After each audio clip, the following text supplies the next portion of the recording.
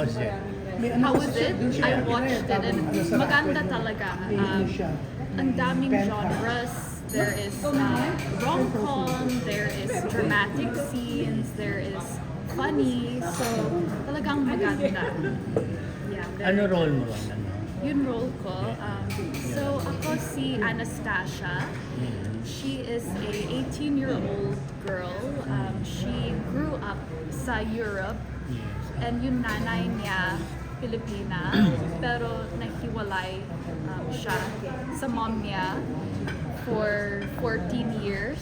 So she's coming back to the Philippines to meet her mom and reconnect with her Filipino roots and Filipino heritage. Yeah. How was it like working with your leading men? Si Jameson Blake. Jason. Yeah, it was honestly amazing experience. He is a very, very good actor, as you guys know. He was super helpful with me. I was really surprised how willing he was to help. Also, he's very mabait and easy naman to talk to. So, very comfortable ako. Are Did you? finish the, sorry, did you finish already the film? Yes, we finished it already. Oh, already. Sa post-production na kami. I did yung dubbing na. And I'm still waiting for one other member to finish their dubbing and then just finalize yung edits and then sa September mag-release. Yun, Nakissing scene kay ni James. Oo, may kissing scene. Yeah. Hindi ka ba nanibago, natakot, o what? Hindi naman kasi I'm an actress naman and he's an actor. So very professional. We're very comfortable. Hindi naman ako nahihiya kasi that's part of the job and he's a very nice person naman. So yeah. Anong line mo doon? Taglish. Galing nga siya ng Oh, Europe. Pero may Tagalog scenes ako naman kasi syempre kailangan. And minsan yun accent ko, minsan hindi pure Tagalog kasi I'm from Europe naman yung character. So parang gano'n. Binagay mo na siya. Sa movie, suited yung character ko. Pero apart from this movie, do you have any other projects in the pipeline? Oo, actually may music projects ako sa Star Music kasi na-finalize ko na yung kontrata last week. Star I'm- Music Artist ka na? Yeah, Star Music. Congrats. So, thank you. So sila nag-distribute yung music ko. May isa kong kanta, yung Ogie Alcacid song, If I Will Ever Love Again. So they're going to distribute that. And it's also in the movie. Yeah, this is Star Music. Yeah, Star Nag-sign na Music. ng contract Yes. noong yes. Tuesday. Yes. So they're going to distribute that, and I have an upcoming song. I think a Victoria song. You know Victoria. Yes. Pwede ba, She's pwede na ba? Pwede ba, and Don't Go. Okay. So she gave me the song Don't Go. So I'm gonna add a remix, parang para sa generation ko, you know, mas upbeat. When you Yeah. say you're gonna add the remix, ikaw yung gagawa? Yeah. Ah, talaga? Yeah. So it's upcoming. Ah, Sorry. Victoria. Victoria. So She's it's not the singer.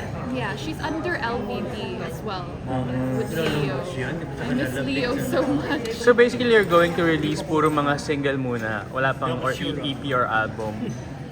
Single muna.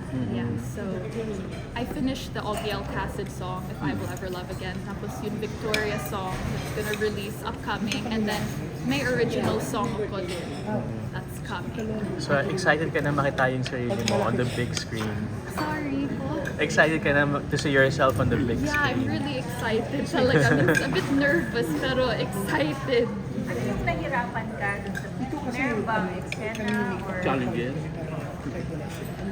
I think I said this last time, yung mga dramatic scenes na dapat ako umiyak. Kasi mahirap yun, pero kasi yung co-star ko, si Lot De Leon, she's really good. So, na-feel ko yung character niya. So, it got easier. Mas mahirap yung mga physical challenges like kasi sa ocean ako and rocks sa ocean, may mga spiky plants, mga ganyan. Tama mahirap. ba sa Babuyan Island kayo nag-shoot? Sorry po. Saan kayo nag-shoot ng... Saan? Sa Batangas. Batangas. Yeah, 3 hours away.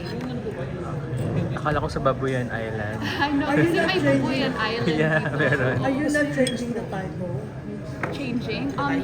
Hindi. Isla Babuyan yung title. Kasi yung movie, it's based on yung movie Hamon Hamon by Penelope Cruz. So it's talaga sa Babuyan with the dapat Babuyan piggery. talaga. I see. So it'll make sense when you watch it.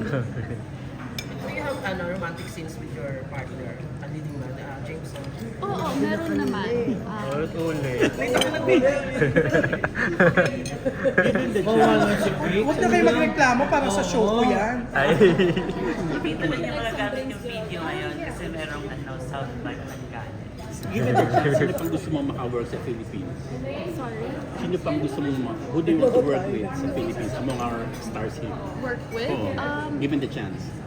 With the females, I really like si Catherine Bernardo. I like her. I watched her movie Hello, Love, Goodbye with Alden Richards. So I love her so much. She's really good. Have you met her? Have you met No, hindi pa. Pero parang she seems like a good person as well. She's a good actress. Gusto ko si Lovey Poe, syempre.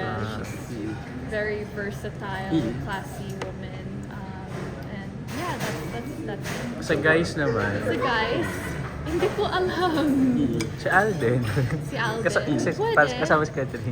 Gusto ko mag-work with si Anthony Jennings kasi Anthony parehas yung Jennings. name, Jennings. So, nga pala. tingin ko pwede kami mag-brother, sister. Siya sa Kent Martin. Are you related hindi to pa. him? No, I'm not related. No, but they have siguro the same maybe, surname. you never know. Maybe kasi Jennings, yeah. Hindi, pero baka nga, kasi the dad is British. I think. So, pag-trace nila, in the future, di ba? So, Yes. so dapat huwag kang magtatanggap ng project pag siya yung leading man. Kasi Yeah. Baka kapatid pala niya. Jennings. Or kapatid. Jennings. So part of Hello, Love, Goodbye. Yeah, he's there. Yeah, he is. I saw that. Oo. What can you say about Alden? Alden. Bakit kasama si Alden? Yeah, he's a good actor. Charming. Really good. Bagay siya kay Catherine sa movie. Kinikilig ka. A little bit. Yeah. Yeah. How was it working with your director? Si director Abdel. He is really patient, very patient director. He's the first director I've worked with, but very takes his time. He doesn't get angry if hindi niya nakuha yung gusto niya. He's very patient talaga, mabait, and very creative. Kasi yung script, minsan you don't follow the exact script. You know, you have to change it. So he changed a lot and added his own ideas. So he has the initiative to do that. Very creative.